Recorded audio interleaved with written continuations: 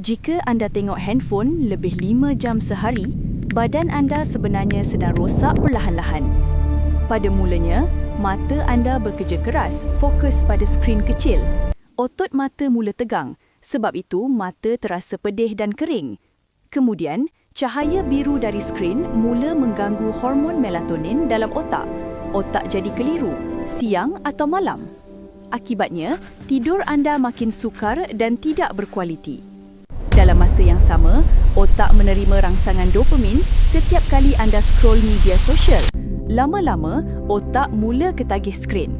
Leher pula mula menanggung beban kepala yang tunduk berjam-jam. Tekanan pada tulang belakang boleh jadi 5 kali lebih berat dari biasa. Postur badan mula berubah, bahu membongkok, leher tegang. Kurang bergerak juga menyebabkan peredaran darah menjadi perlahan.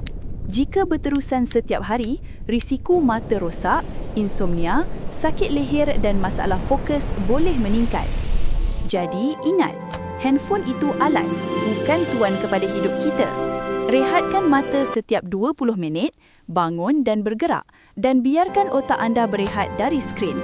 Tubuh anda pasti akan berterima kasih.